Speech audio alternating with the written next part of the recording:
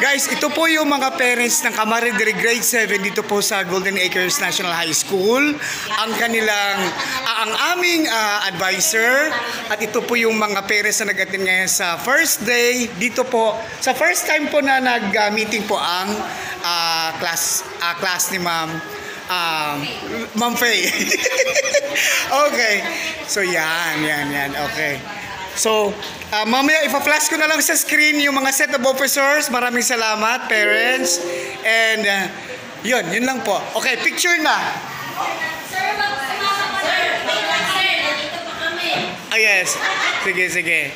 Okay, 1, 2, tingin lang dito. Kahit nakatalikod. 1, 2, 3.